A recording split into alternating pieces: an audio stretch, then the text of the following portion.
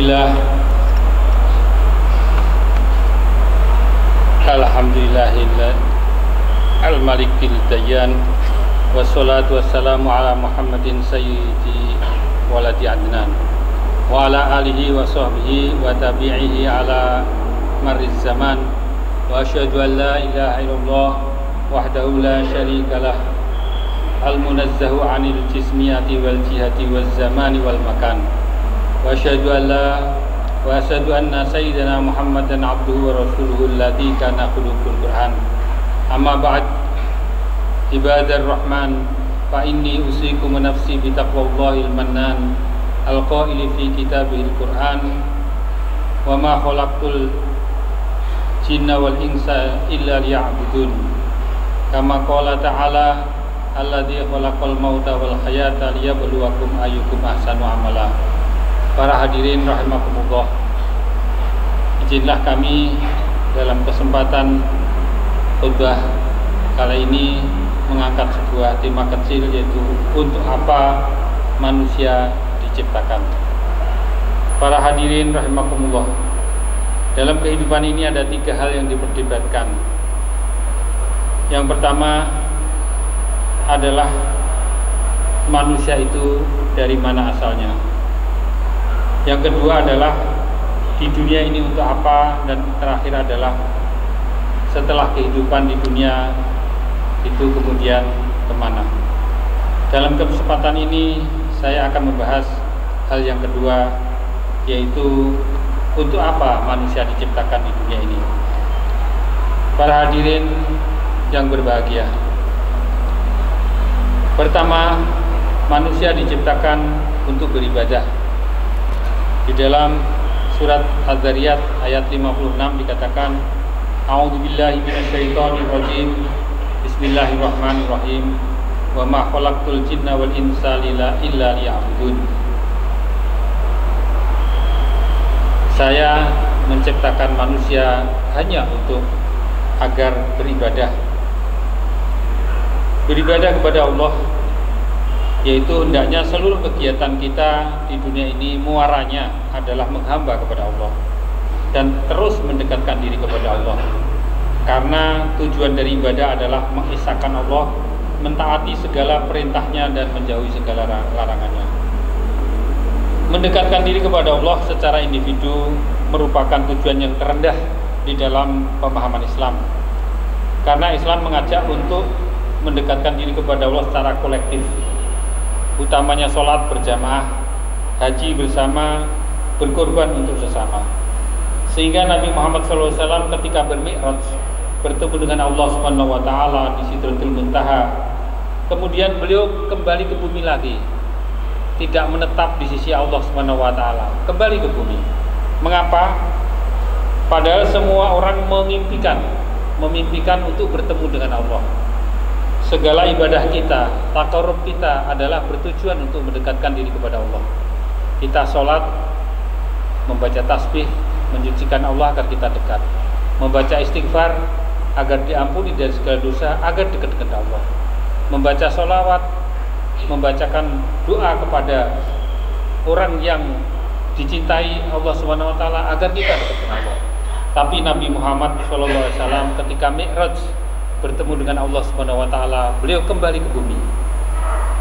Inilah, oleh karena itu sebagaimana kita katakan tadi, bahwa pada prinsipnya Islam memandu manusia untuk memikirkan masyarakat agar selamat bahagia di dunia dan masyarakat, bukan hanya untuk dirinya sendiri. Sehingga dalam sebuah buku Dekonstruksi Islam yang ditulis oleh Muhammad,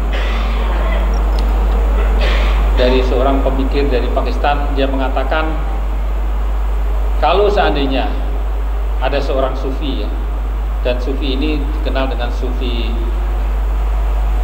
falsafi atau sufi Ibnu Arabi, yang dimana puncak keutamaan manusia itu adalah menyatu dengan Tuhan. Kalau di Indonesia dulu ada namanya Wahdatul Wujud atau Manunggalikaul Kaulul Gusti. Dia mengatakan, seandainya saya yang mi'raj, saya tidak akan kembali ke bumi, karena sudah sampai kepada tujuannya. Para hadirin, oleh karena itu kita dituntut untuk soleh tetapi soleh secara sosial adalah itu tujuan yang lebih mulia. Yang kedua adalah dunia adalah medan ujian bagi manusia. Allah Subhanahu wa taala mengatakan, a'udzubillahi minasyaitonirrajim. Bismillahirrahmanirrahim. Alladzi khalaqal mauta wal hayata liyabluwakum ayyukum ahsanu amala. Semua manusia tidak terkecuali akan diuji. Tingkatan manusia makin baik, makin soleh, makin berat ujiannya. Sehingga para nabi, para orang-orang soleh itu mendapatkan porsi ujian yang lebih berat daripada orang biasa. Makin soleh, makin tinggi ujiannya. Kalau kita perhatikan kisah para anbiya, begitu beratnya. Nabi Ayub yang sakit bertahun-tahun, Nabi Musa berdakwah dengan harus melawan kekuatan yang begitu besar sehingga beliau dikejar-kejar sampai menyeberang Laut Merah. Nabi sendiri di dalam dakwahnya selama 23 tahun masa kenabian dan kerasulannya, saya kira banyak sekali beliau itu perang sampai 48 kali, 28 kalinya beliau terjun langsung. Di dalam salah satu perang Uhud beliau hampir terbunuh dan lain sebagainya. Itulah perjuangan Rasul. Kita mungkin jangankan perang, mimpi aja tidak pernah.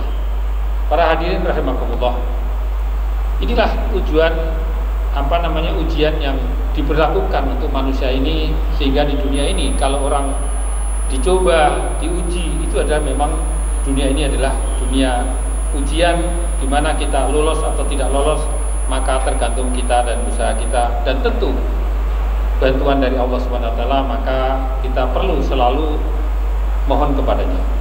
Para hadirin Allah, Rasulullah mengatakan ketika beliau ditanya, ayun nasi asyaddu bala'an, qala alam ya'utumul amsalu falam talul fa ibtala ar-rajulu ala hasbi dinihi fa in kana fi dini solaban istadda bala'uhu wa in kana fi dini riqqatun ubtuli ala hasbi dinihi fama yamrahul bala'u bil 'abdi hatta yatrukahu yamshi 'alal ardi ma 'alaihi khati'ah. Hadis riwayat dari Sa'ad bin Abi Waqqas, hadis sahih Tirmidzi. Di dalam hadis ini dikatakan ketika Rasulullah ditanya, siapa yang mendapatkan ujian terberat ya Rasulullah? Kemudian Rasulullah menjawab, mereka adalah para nabi, kemudian yang sejajar para nabi atau mungkin setelahnya, tentu ujiannya lebih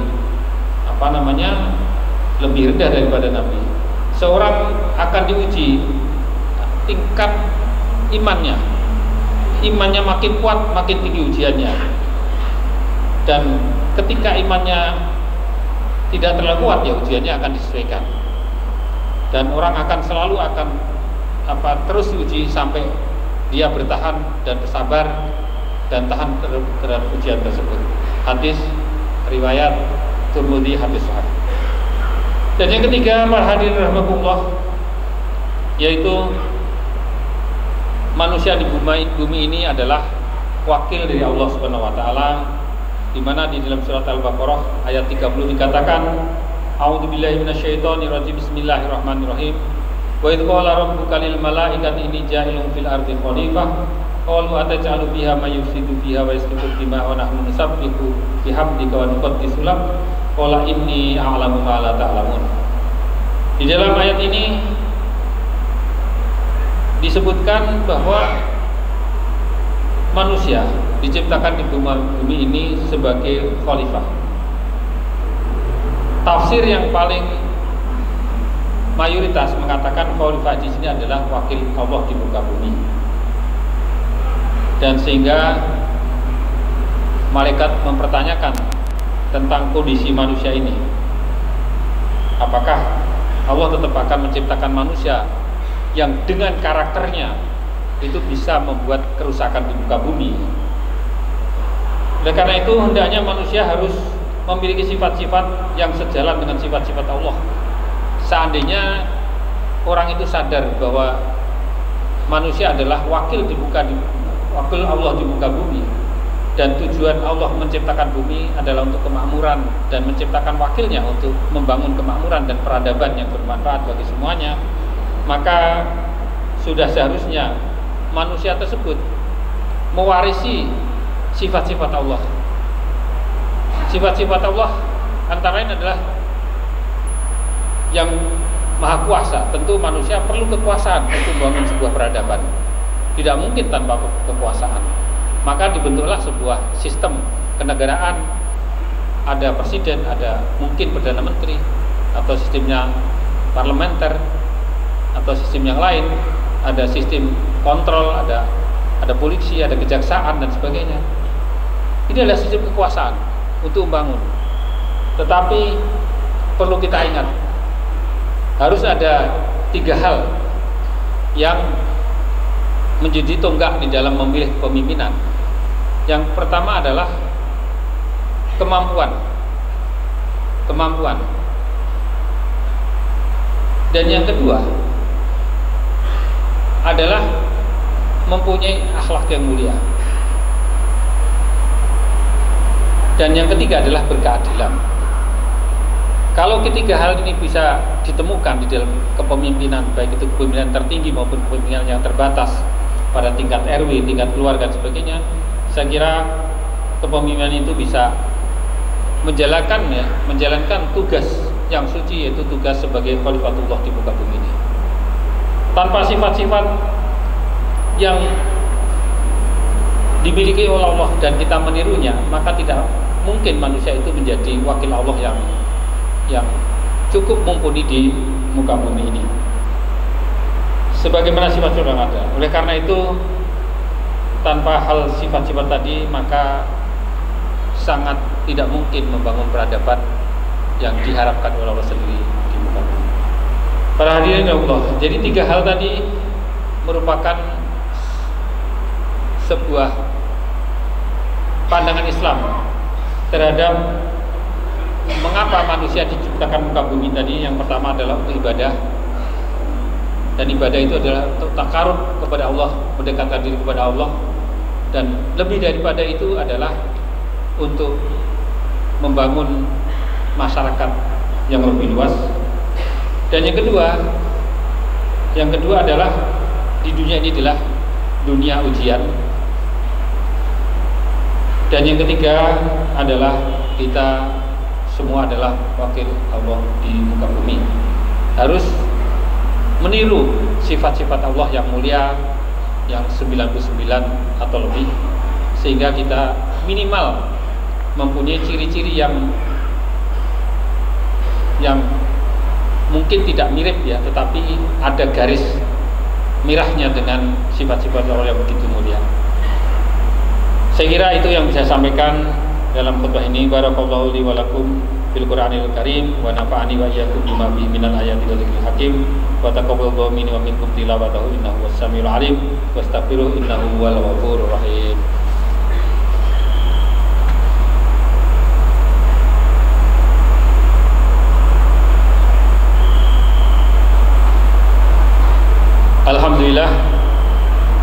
Alhamdulillahi wa kafa wa usalli wa sallim ala sayyidina Muhammadil Mustafa wa ala alihi wa ashabihi alil wafa. Asyhadu an la ilaha illallah wahdahu la syarika lahu wa asyhadu anna sayyidina Muhammadan abduhu wa rasuluh. Amma ba'd. Fa ayyuhal muslimun, usikum wa nafsi bi taqwallahil aliyyil azim wa alamu anna Allah amarakum bi amrin azim amarakum bis salati was salami ala nabiyil karim. Faqala inna Allah malaikatahu yusholluna 'alan nabi ya ayyuhalladzina amanu shallu 'alaihi wa sallimu taslima.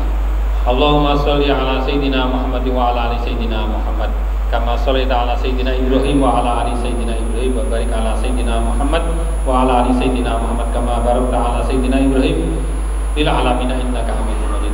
Allahumma ighfir lil muslimina wal muslimat wal mu'minina wal mu'minat al ahya'i minhum. Allahumma adfa' 'anil bala wal wal waba wal mahsya wal munkar wal baghi wasyufa wal munkar syadad wal munkar ma dhahara minha wa ma batan min baladina hadza khasatan min bildal muslimina amma innaka ala kulli syai'in qadir. Ibadallah, inna Allah ya'muru bil 'adli wal ihsani wa ita'i dzil qurba wa yanha 'anil fahsya'i wal munkari wal baghi ya'idukum la'allakum tadhakkarun. Fadhkurullaha al-'azim yadhkurkum wa la dzikrullahi